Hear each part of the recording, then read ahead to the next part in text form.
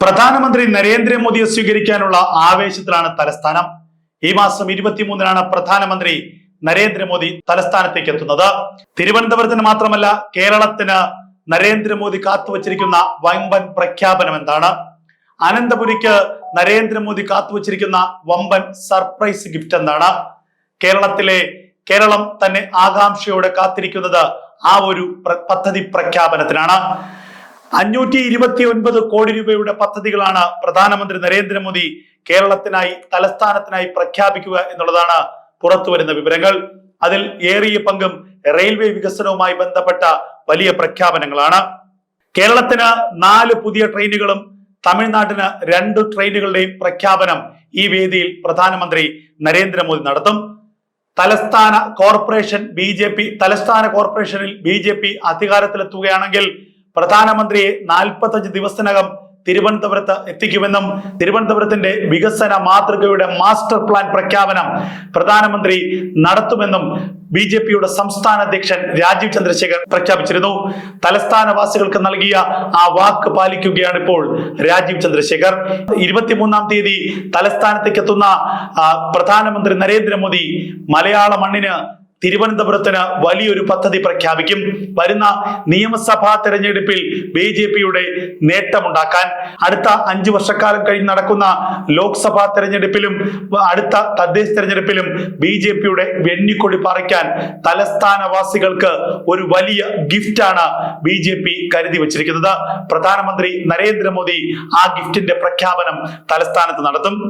6 പുതിയ ട്രെയിനുകളുടെ പ്രഖ്യാപനവും പ്രധാനമന്ത്രി നരേന്ദ്രമോദി നടത്തും. അതിൽ 4 ട്രെയിനുകൾ കേരളത്തിനാണ്.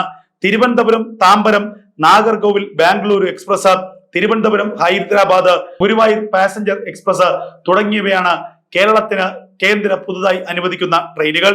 നാഗർകോവിൽ ചർലഹള്ളി, കോയമ്പത്തൂർ, ധൻബാദ്, അമൃത് ഭാരത് എന്നിവയാണ് തമിഴ്നാടിനുള്ള പുതിയ 2 ട്രെയിനുകൾ. ഷൊർണൂർ നിലമ്പൂർ പാത വൈദ്യുതീകരണത്തിനും ചെന്നൈ ബീച്ച്, ചെന്നൈ എഗ്മോർ 4-ാം പാത എന്നിവയുടെ പ്രഖ്യാപനവും പ്രധാനമന്ത്രി നരേന്ദ്രമോദി നടത്തുമെന്നാണ് കരുതപ്പെടുന്നത്. സംസ്ഥാനത്ത് ആദ്യമായി BJP അക്കൗണ്ട് തുറന്ന നേമം നിയോജക മണ്ഡലമാണ് വരുന്ന നിയമസഭാ തെരഞ്ഞെടുപ്പിൽ BJP ഏറ്റവും അധികം പ്രതീക്ഷ പുലർത്തുന്ന നിയമസഭാ മണ്ഡലം. നേമത്തെ കൂടി ഉൾക്കൊണ്ടുകൊണ്ടുള്ള ഒരു വലിയ പ്രഖ്യാപനം പ്രധാനമന്ത്രി നരേന്ദ്രമോദിയുടെ സന്ദർശനത്തിൽ ഉണ്ടാകുമെന്ന് തന്നെയാണ് കരുതപ്പെടുന്നത്. കഴിഞ്ഞ തദ്ദേശ തെരഞ്ഞെടുപ്പിൽ നേമത്തെ 22 വാർഡുകളിൽ 17 വാർഡുകളും BJP വിജയിച്ചിരുന്നു. രാജീവ് ചന്ദ്രശേഖർ തന്നെയാകും നേമത്തെ BJP സ്ഥാനാർത്ഥി എന്ന് ഏറെക്കുറെ ഉറച്ചിരുന്നു. 2016-ൽ O രാജഗോപാലിലൂടെയാണ് BJP നേമത്ത് താമര വിരിച്ചത്. അത് കഴിഞ്ഞ് നടന്ന 2021 തെരഞ്ഞെടുപ്പിൽ 3900 വോട്ടുകൾക്ക് മാത്രമാണ് കുമ്മനം രാജശേഖരൻ പരാജയപ്പെട്ടത്. 2016-ൽ UDF 13,000 വോട്ടുകൾ മാത്രമാണ് നേടിയെങ്കിൽ 2021 എത്തിയപ്പോഴേക്കും UDFന് വേണ്ടി മുതിർന്ന കോൺഗ്രസ് നേതാവ് K മുരളീധരൻ മത്സരിക്കാൻ എത്തിയിരുന്നു. 36,000-ലധികം വോട്ടുകളാണ് K മുരളീധരൻ സമാഹരിച്ചത്. 2016-ൽ UDFിൽ നിന്ന് BJPയിലേക്ക് എത്തിയ വോട്ടുകൾ തിരിച്ചുപിടിക്കാൻ K മുരളീധരൻ സാധിച്ചു എന്നുള്ളതാണ് കുമ്മനം രാജശേഖരന്റെ പരാജയത്തിലേക്ക് എത്തിയത്. എന്തായാലും ഇത്തവണ ജീവൻ മരണ പോരാട്ടം തന്നെയാണ്. 46,000-ലധികം വോട്ടുകൾ തദ്ദേശ തെരഞ്ഞെടുപ്പിൽ നേമം നിയോജക മണ്ഡലത്തിൽ മാത്രം BJP സമാഹരിച്ചു. അത് 50,000-ലധികം വോട്ടുകളാക്കി വർദ്ധിപ്പിക്കാനും നേമത്ത് വെന്നിക്കൊടി പാറിക്കാനുമാണ് BJPയുടെ നീക്കം. എന്തായാലും കേരളം കാത്തിരിക്കുന്നത് പ്രധാനമന്ത്രി നരേന്ദ്രമോദിയുടെ വരവിനായാണ്. കേരളത്തിന് എന്ത് പുതിയ പദ്ധതി പ്രഖ്യാപനമാണ് പ്രധാനമന്ത്രി എത്തിക്കുക?